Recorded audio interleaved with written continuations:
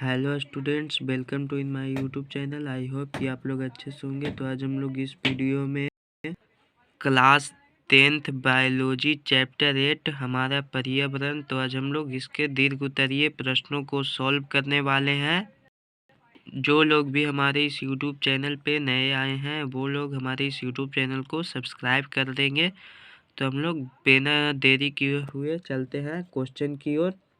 तो यहाँ पे पहला नंबर क्वेश्चन जो कि कह रहा है कि पारिस्थितिक तंत्र की संरचना का संक्षिप्त वर्णन करें। तो आइए यहाँ पे हम लोग इसका आंसर देखते हैं। इसका आंसर लिखेंगे कि एक पारिस्थितिक तंत्र की संरचना दो मुख्य अवयवों द्वारा होती है, पहला अजैव और दूसरा जैव। उसके बाद फिर लिखेंगे कि अजैव को दो वर्गों में विभाजित किया गया है, पहला भौतिक वातावरण, तो इसका लिखेंगे, और दूसरा पोषण। तो भौतिक वातावरण में लिखेंगे कि जिसमें मृदा, जल तथा वायु सम्मिलित है। पोषण, तो इसके अंतर्गत विभिन्न कार्बनिक एवं अकार्बनिक पदार्थ आते हैं। और दूसरा यहाँ पे देखिए जैव वर्ग को, यहाँ पे अजैव वर्ग को दो भागों में बांटा गया था, यहाँ पे जैव वर्ग को तीन भागों में बांटा गया है। पहला है उत्पादक, तो इसका लिखेंगे कि इनमें हरे पौधे एवं नील हरित शैवाल आते हैं जो अपना भोजन स्वयं बनाते हैं, इन्हें स्वयंपोषी कहते हैं। फिर उसके बाद दूसरा उपभोक्ता है, तो इसका लिखेंगे कि जो अपना भोजन के लिए उत्पादकों पर निर्भर रहते हैं, इन्हें विषमपोषी कहते हैं। इन्हें तीन श्रेणियों में बांटा गया है, प्राथमिक उपभोक्ता, द्वितीयक उपभोक्ता और तृतीयक उपभोक्ता। फिर इसका तीसरा है जैव का अपघटन करता, तो इसका लिखेंगे कि ये मृत उत्पादकों एवं उपभोक्ताओं का अपघटन करते हैं, इन्हें सूक्ष्म उपभोक्ता कहते हैं। इनमें जीवाणु तथा कवक आते हैं। चूँकि यह VVI क्वेश्चन है, 5 नंबर का दीर्घ उत्तरीय प्रश्न में आता है, तो आप लोग इसका आंसर अच्छे से नोट कर लीजिएगा, ताकि यह जब भी बोर्ड एग्जाम में आए तो आप लोग इसका आंसर कभी भी छूटे नहीं, आप लोग इसका आंसर अच्छे से लिख लेंगे। तो अब चलते हैं हम लोग दूसरे नंबर क्वेश्चन की ओर। दूसरा नंबर क्वेश्चन है कि पारिस्थितिक तंत्र में ऊर्जा का प्रवाह किस प्रकार होता है। तो आइए यहाँ पे हम लोग इसका आंसर देखते हैं। इसका आंसर हम लोग लिखेंगे कि पारिस्थितिक तंत्र में ऊर्जा का प्रवाह आहार श्रृंखला के निम्न स्तर से उच्च स्तर की ओर एक पथीय होता है। इसमें ऊर्जा का मूल स्रोत सूर्य है।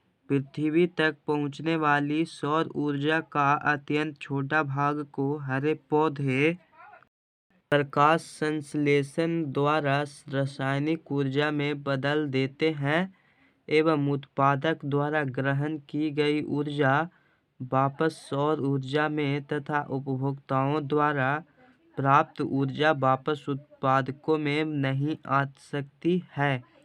तो यही आप लोग इसका आंसर लिख लेंगे। तो अब चलते हैं हम लोग तीसरे नंबर क्वेश्चन की ओर। तीसरा नंबर क्वेश्चन है कि पीड़कनाशी अगर अपघटित न हो तो आहार श्रृंखला में उसका क्या प्रभाव होगा। तो आइए यहाँ पे इस क्वेश्चन का आंसर हम लोग देखते हैं। तो इसका आंसर हम लोग लिखेंगे कि यदि पीड़कनाशी अपघटित न हो तो वह फसलों में अधिक होना शुरू होगा। फसल के द्वारा वह आहार श्रृंखला के विभिन्न पोषी स्तर तक पहुंचने लगेगा, जहां इसकी मात्रा बढ़ती चली जाएगी। अंततः सबसे अधिक मात्रा सर्वोच्च उपभोक्ता ग्रहण करेंगे। इसके कारण कई खतरनाक बीमारियों का सामना करना पड़ सकता है। इससे मनुष्यों की मृत्यु भी हो सकती है एवं विभिन्न पोषी स्तर पर प्रतिकूल असर हो सकता है। तो यही इसका आंसर आप लोग लिख लेंगे। तो अब चलते हैं हम लोग 4 नंबर क्वेश्चन की ओर।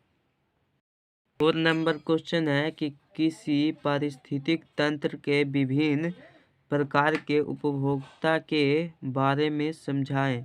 तो आइए यहाँ पे इस क्वेश्चन का आंसर हम लोग देखते हैं। इसका आंसर हम लोग लिखेंगे कि उपभोक्ता मुख्यतः 3 प्रकार के होते हैं। पहला प्राथमिक उपभोक्ता, दूसरा द्वितीयक उपभोक्ता और तीसरा तृतीयक उपभोक्ता। यहाँ पे लिखेंगे। फिर उसके बाद प्राथमिक उपभोक्ता के बारे में लिखेंगे कि ऐसे जीव जंतु जो हरे पेड़ पौधों को खाते हैं उन्हें प्राथमिक उपभोक्ता कहा जाता है, जैसे गाय, बकरी, खरगोश, ग्रास हॉपर।